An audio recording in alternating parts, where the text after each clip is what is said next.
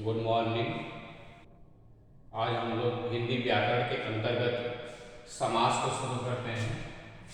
ये बहुत important topic है आप लोगों के लिए।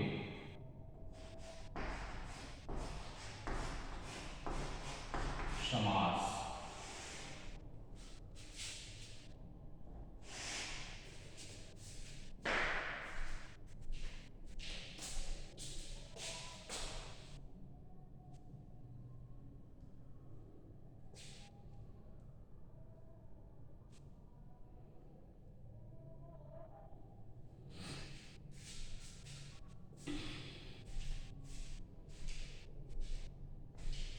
तो समास होता क्या है?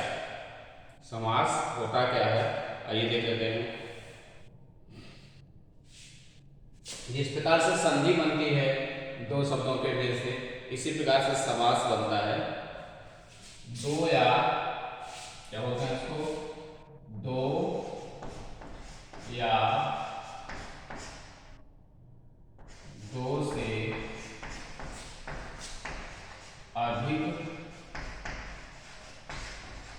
अधिक शब्दों के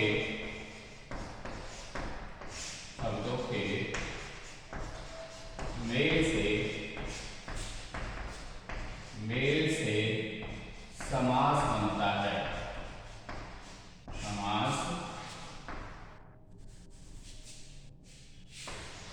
बनता है। दो या दो से अधिक शब्दों के मेल से समास बनता है।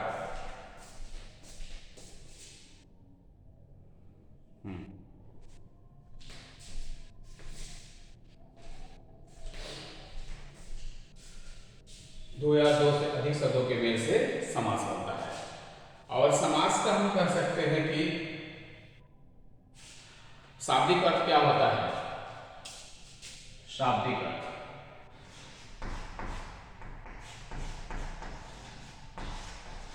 शाब्दिक अर्थ इसका होता है संक्षिप्त रूप। संक्षिप्त रूप या छोटा रूप। कोई बड़ा रूप हो, इसका शाब्दिक अर्थ क्या होता है? संक्षिप्त रूप या छोटा रूप। तो कह सकते हैं दो या दो से अधिक शब्दों के मेल से समास बनता है।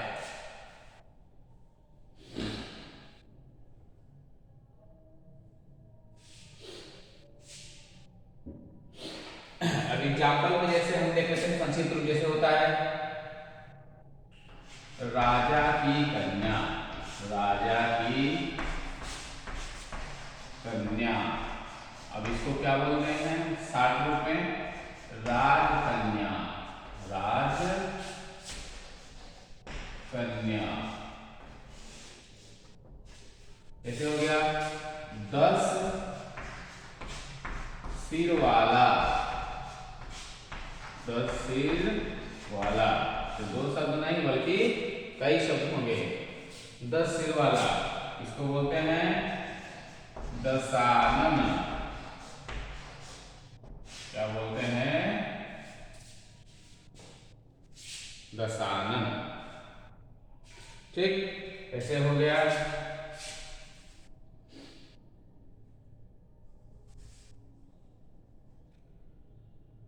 चार रास्ते वाला स्थान, इसको बोलते हैं चौराहा। क्या बोलते हैं? चौराहा। क्या बोलते हैं? चौराहा। मतलब दो या दो से अधिक शब्द है और उसका हम संक्षिप्त रूप लिख देते हैं बना करके, वो हो जाता है आपका समास। तो शब्द क्या कहलाते हैं? समास।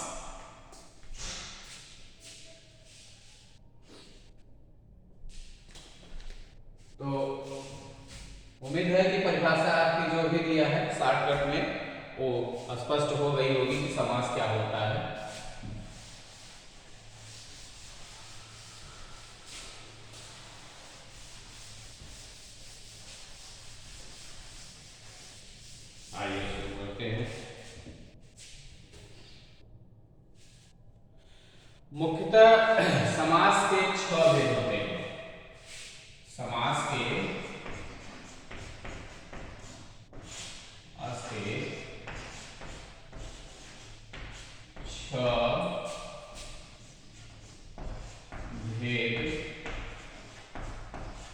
होते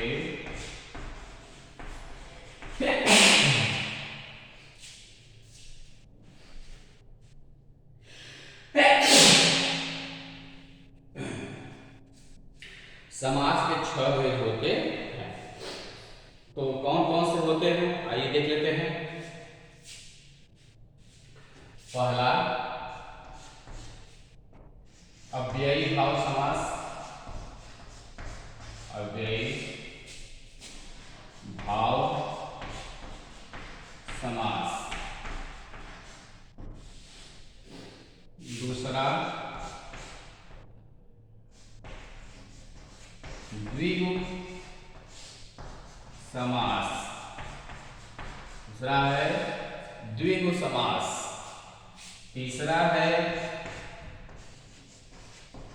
द्वंद्व समास।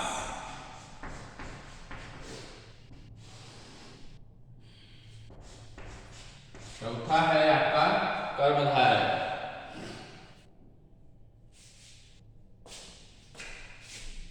चलिए तत्पुरुष देख लेते हैं। तत्पुरुष समास। फिर पांचवा आपका कर्मधारय। कर्मधारय समास। फिर अंतिम आपका आ जाता है छठा बहुव्रीहि समास। बहुव्रीहि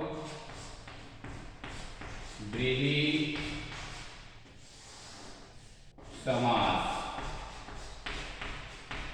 बहुव्रीहि समास। तो ये समास के 6 भेद होते हैं। अव्ययी भाव समास, द्विगु समास, द्वंद्व समास, तत्पुरुष समास, कर्मधारय समास और बहुव्रीहि समास। तो यह आपके 6 प्रकार के समास के कुल नोट कर लीजिए।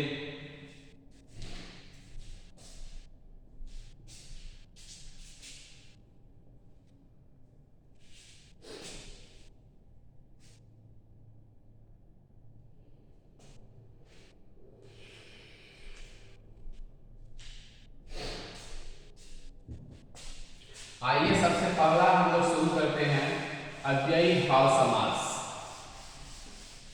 पहला हम लोग शुरू करते हैं अव्ययी भाव समास।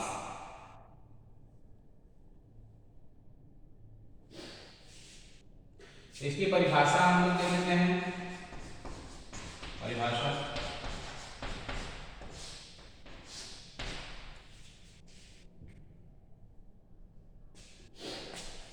वह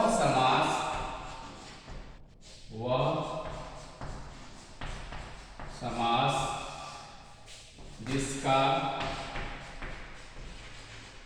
जिसका पहला पद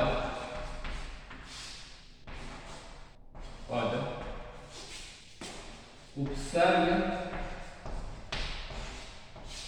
या अव्ययवाची उपसर्ग या अव्ययवाची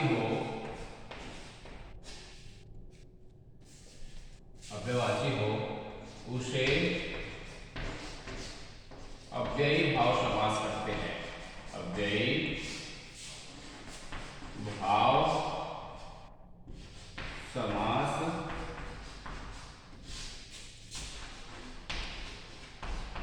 कहते हैं।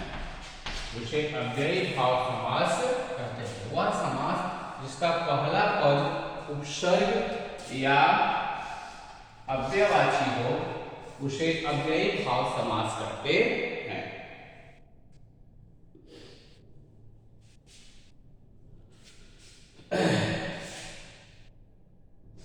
जिस शब्द से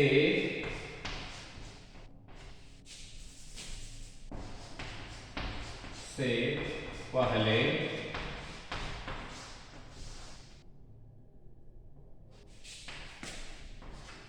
एक यथा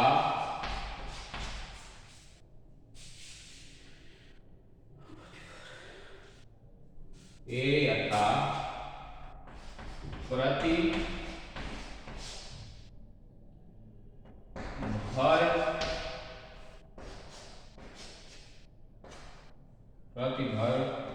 आ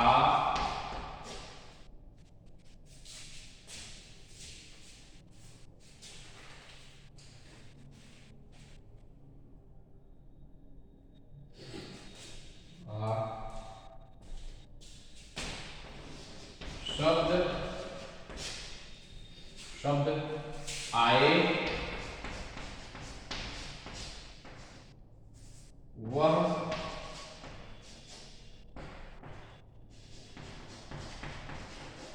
अव्ययी भाव समास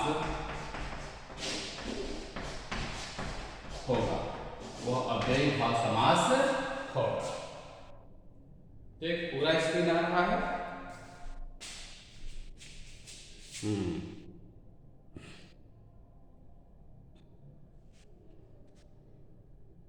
तो अच्छे से समझ लीजिए, अव्ययी भाव समास क्या है? वह समास जिसका पहला पद उपसर्ग या अव्ययवाची हो उसे अव्ययी भाव समास कहते हैं। जिस शब्द से पहले ए, यथा, प्रति, भर, आ शब्द आए वह अव्ययी भाव समास होगा। अब ऐसे शब्द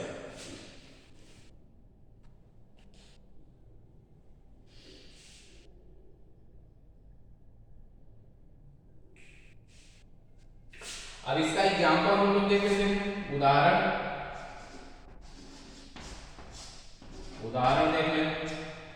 उदाहरण अगर देख लेते हैं, जैसे होता है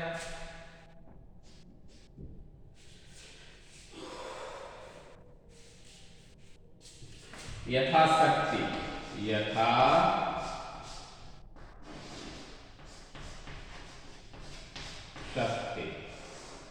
यथाशक्ति, आजन्म,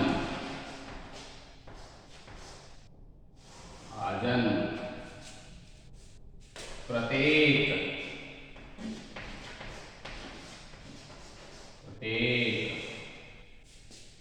इस प्रकार से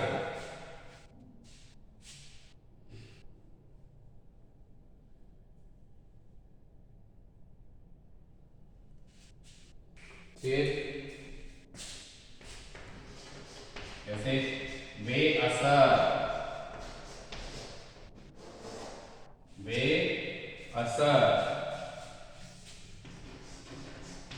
भरपेट,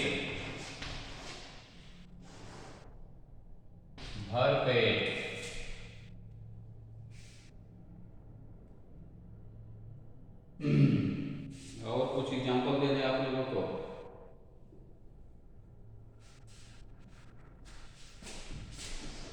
आजीवन,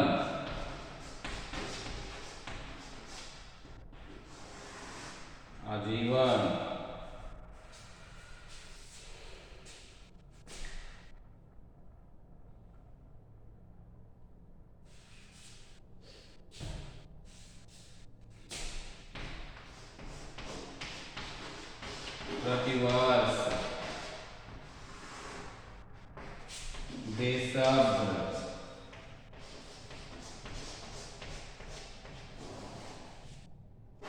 इत्यादि और मिलेंगे आपको। तो कह सकते हैं कि ये एग्जाम्पल आपके हैं यथाशक्ति, आजन्म, प्रत्येक, बेअसर, भरपेट, आजीवन, प्रतिवर्ष, बेशब्द इत्यादि ऐसे बहुत से एग्जाम्पल आपको मिलेंगे जो अव्ययी भाव समास के एग्जाम्पल हैं। तो इसको नोट कर लीजिए। इसको एक बार और देख लेते हैं। वह समास जिसका प्रथम पद उपसर्ग हो उसे अव्ययी भाव समास कहते हैं। जिस शब्द से पहले ए, यथा, प्रति, भर, आ शब्द आए वह अव्ययी भाव समास होगा। उदाहरण हम लोग इसको देख सकते हैं। ठीक है, कुछ और भी इसके पहचान है, आइए देख लेते हैं।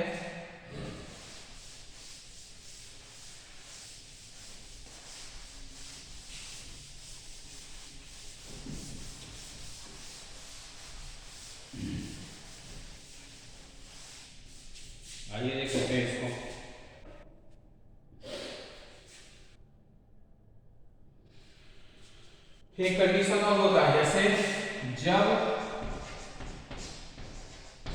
दोनों शब्द क्या हो, समान हो, जब दोनों शब्द समान हो तो उस स्थिति में भी अव्ययी भाव समास होता है। जैसे रातों रात,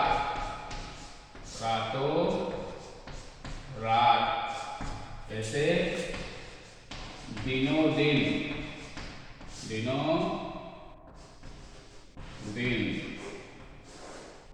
इस प्रकार से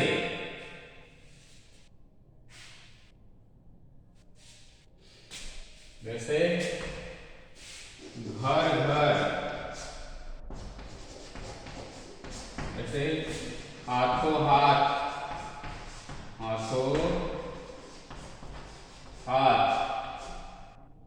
इस प्रकार के एग्जाम्पल होते हैं। तो इस प्रकार के शब्द अगर आपको मिलते हैं तो आपको यह भी अव्ययी भाव समास होगा। यह भी क्या होगा, अव्ययी भाव समास ही होगा। जब दोनों शब्द समान हो तो यह भी अव्ययी भाव समास होगा। तो अव्ययी भाव समास दो तरीके से होता है, इसको जानते रहिएगा। ये शब्द भी अव्ययी भाव समास में आते हैं, जब दोनों शब्द का रिपीटेशन होता है, दोनों दोहराए जाते, रिपीट होते हैं, तो समझ लीजिए कि ये भी अव्ययी भाव समास ही है।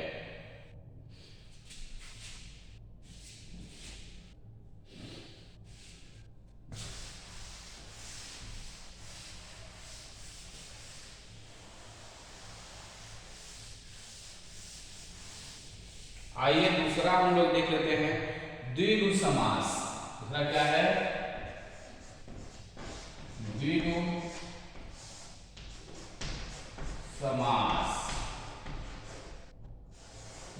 समास। ठीक, द्विगु समास यह आपका क्या है, इसमें क्या होता है, प्रथम पद जो होता है वह संख्यावाची होता है।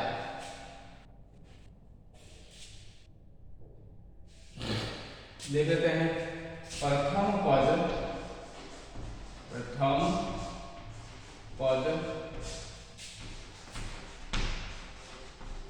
संख्यावाची, प्रथम पद संख्यावाची तथा संख्यावाची होता है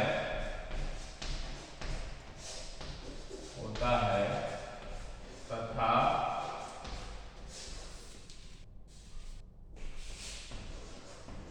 द्वितीय पद प्रधान होता है। द्वितीय पद प्रधान होता है। द्वितीय पद प्रधान होता है।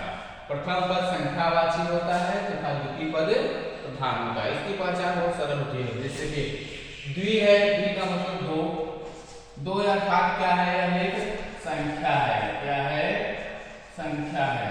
अगर संख्या का बोध हो रहा है तो यह क्या है, द्विगु समास है।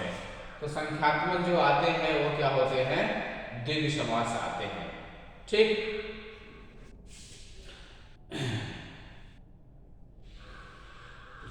देखिए जैसे द्विगु समास में ऐसे शब्द होंगे जिनका एक अर्थ होगा, जिनका क्या होगा, एक अर्थ होगा। अगर उनका दो अर्थ या कई अर्थ हो रहा है तो वो द्विगु समास के साथ साथ वो बहुव्रीहि समास भी होते हैं, मुख्यतः वो बहुव्रीहि होते हैं। ठीक है, तो आइए देख लेते हैं।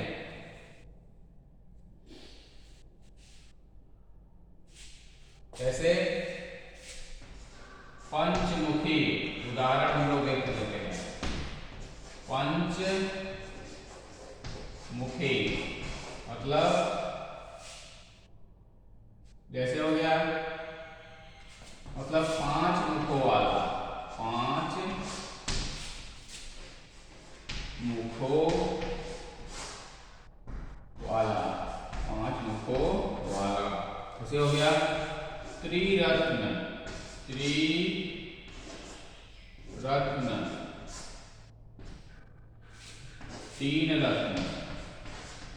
तीन रत्न। जैसे हो गया चौराहा,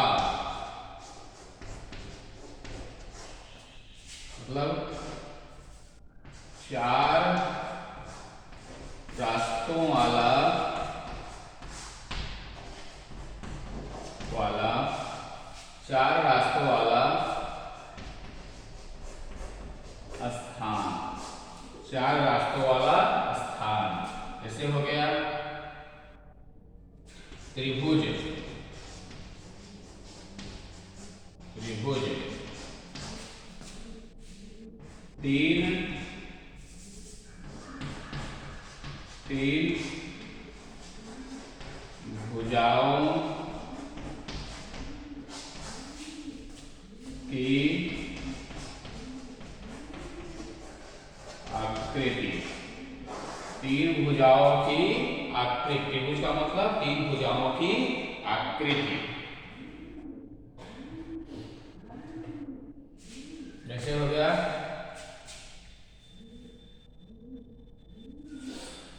नवग्रह, नवग्रह मतलब नव ग्रहों का, ग्रहों का समूह, नव ग्रहों का समूह क्या हो जाएगा? नवग्रह। ऐसा हो गया चौगुना, चौगुना इसको बोलेंगे चार गुना। कितना बोलेंगे? चार गुना। मतलब इस प्रकार से अगर संख्यात्मक शब्द आते हैं तो यह आपका क्या होगा? द्विगु समास। यह क्या हो जाएगा? द्विगु समास। ठीक, पंचमुखी पांच मुखों वाला, त्रिरत्न तीन रत्न, चौराहा चार रास्तों वाला, त्रिभुज तीन भुजाओं की आकृति, नवग्रह नौ ग्रहों का समूह, चौगुना मतलब चार गुना। इस प्रकार से संख्यात्मक आते हैं। जैसे आता है, एक दो और एग्जाम्पल है, आइए हम लोग देख लेते हैं।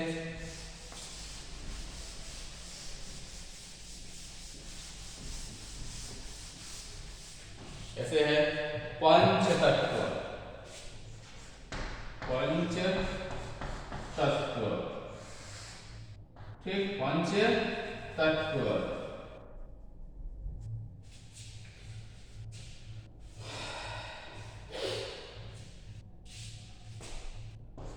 चतुर्मुख, चतुर्मुख, चतुर्भुज। ठीक, ऐसे भी जो शब्द होते हैं वो क्या हो जाते हैं? आपके द्विगु समास हो जाएंगे। ठीक, इनका जब और अर्थ निकलेगा तो और दूसरे समास भी इसमें हो जाते हैं, पर ये द्विगु समास है इसमें। ठीक है, इसको आगे की क्लास में हम बताएंगे फिर से थोड़ा सा। कुछ शब्द ऐसे होते हैं जो कंफ्यूजन करते हैं, ठीक ना।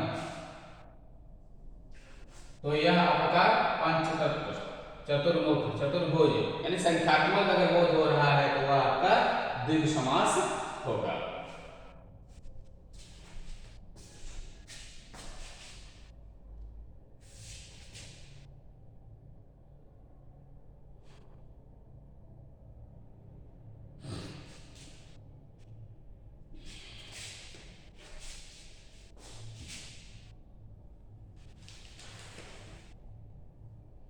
एक और एग्जाम्पल देख लेते हैं। जैसे त्रिकोण, त्रिकोण, तिरंगा, त्रिकोण, तिरंगा।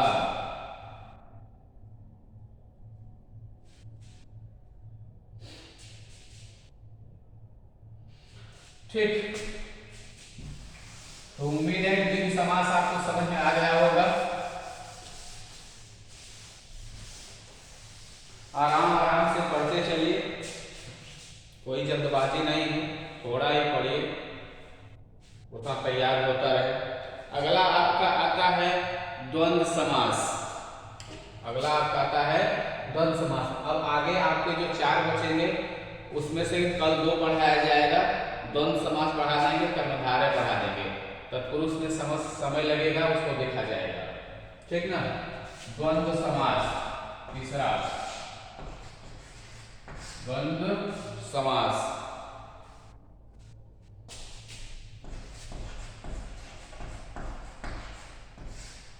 द्वंद्व इसको देख लेते हैं।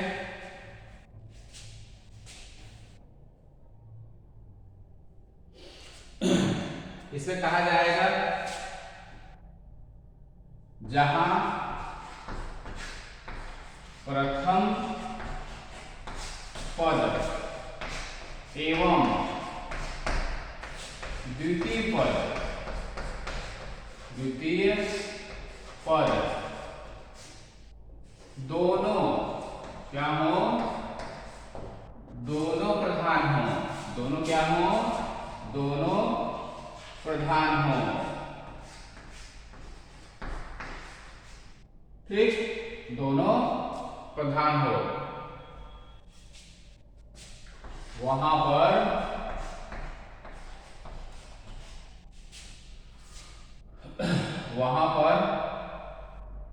द्वंद्व समास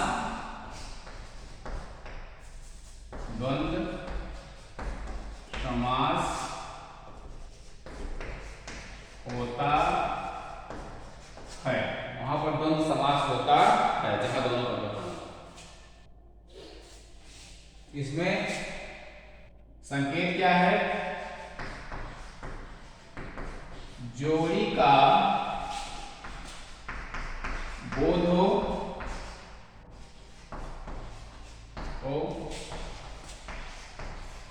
विलोम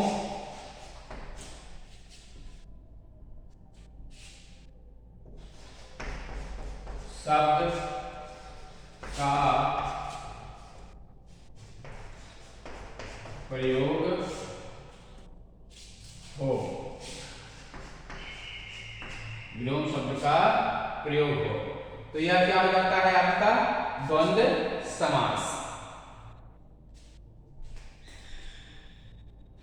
ठीक, ये आपका क्या हो जाता है द्वंद्व समास। जहां प्रथम पद और द्वितीय पद दोनों प्रधान होता है वहां पर द्वंद्व समास होता है। संकेत में अगर देखते हैं तो जोड़ी का बोध हो, विलोम शब्द हो और दोनों के बीच में, दोनों शब्दों के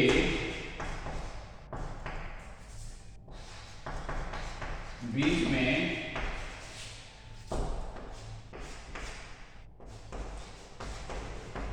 चिन्ह का प्रयोग हो। ठीक, एग्जाम्पल में अगर हम देखते हैं उदाहरण में, जैसे भाई बहन, माता पिता, सुख दुख, दिन रात, दिन रात। इस तरीके से शब्द होते हैं। जैसे आग पानी, अपना पराया, गरीब अमीर, राजा रंग। ठीक ना, इस प्रकार से शब्द होते हैं जो कि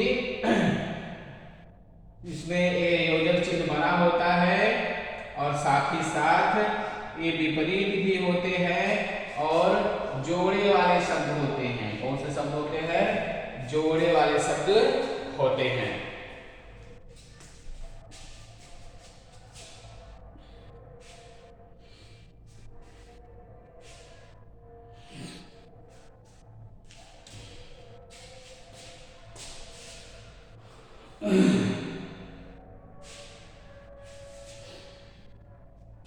जैसे कुछ शब्द और होते हैं, जैसे सुरासुर, मिटा देते हैं।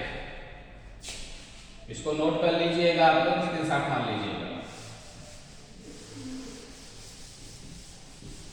कुछ होते हैं जिसमें योजक चिन्ह नहीं भी होते हैं, कुछ होते हैं जिसमें कुछ ऐसे शब्द होते हैं जिसमें यह चिन्ह नहीं होता है। तो हम देख लेते हैं जैसे सुरासुर, ठीक, सुरासुर।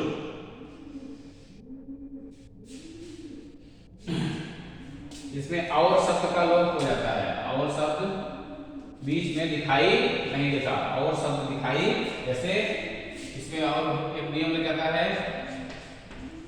और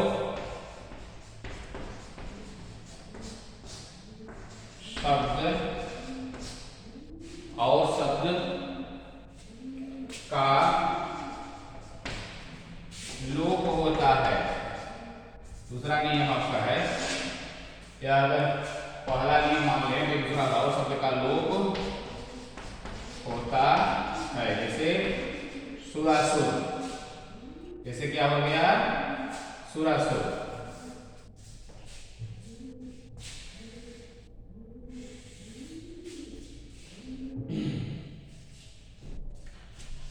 पाप पुण्य, पाप पुण्य, ठीक, इसको दे सकते हैं, कोई दिक्कत नहीं है। योजक चिन्ह भी लगा देते हैं, लगा भी सकते हैं, लेकिन कभी कभी लगा हुआ नहीं रहता तो देख करके कंफ्यूजन में नहीं पड़िएगा कि ये तो नहीं है। इसमें सारे टर्म कंडीशन में अप्लाई कर सकते हैं, इसमें विपरीत शब्द भी हैं और जोड़ी के शब्द भी है, तो यह द्वंद्व समास आपका हो जाता है, ठीक।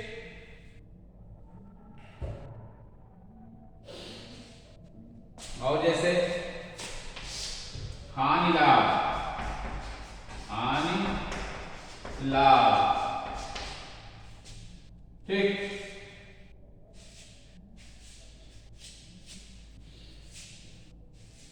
हानि लाभ। और फिर जैसे और एग्जाम्पल बताइए, अच्छे बुरे, अच्छे बुरे, अच्छे बुरे, और अच्छे बुरे, आगे पीछे, आगे पीछे। तो इस प्रकार से बहुत से एग्जाम्पल आपको मिलेंगे, इससे आप समझ सकते हैं कि द्वंद्व समास क्या होता है। जहां प्रथम पद और द्वितीय पद दोनों प्रधान हो वहां पर द्वंद्व समास होता है। जोड़ी का बोध हो, विलोप शब्द का प्रयोग हो, दोनों शब्दों के बीच में योजक चिन्ह का भी कभी कभी प्रयोग होता है, ठीक, और शब्द का लोप होता है, और कह सकते हैं कि ऐसे भी शब्द लोप होता है या डैश जो बीच में दिया हुआ है वह नहीं होता है, तो कभी कभी। तो इस प्रकार के जो शब्द होते हैं वह द्वंद्व समास है। मूलतः आपको याद रखना है कि इसमें जोड़ी के शब्द का बोध होता है और विलोप शब्द का बोध होता है, ठीक, और इसमें और शब्द का लोप होता है। तीन बातों को हमको मुख्यतः याद रखना है। यह कभी आता भी है और कभी नहीं भी आता है, कभी आता है और कभी नहीं भी आता है, दोनों स्थिति होती है इसमें। तो इसको लिख लीजिए। उम्मीद है कि क्लास आपको अच्छी लगी होगी। आगे हम कल समास का जो अन्य भेद है उसको लेकर के आएंगे। तो क्लास अगर पसंद आई हो तो मेरे चैनल को आप लोग सब्सक्राइब कीजिए, शेयर कीजिए और लाइक कीजिए। मैं आप लोगों के लिए और बेहतरीन क्लास लेकर के आऊँगा जो आपके सभी परीक्षाओं में काम देगा। हिंदी तो सभी परीक्षाओं में पूछता है।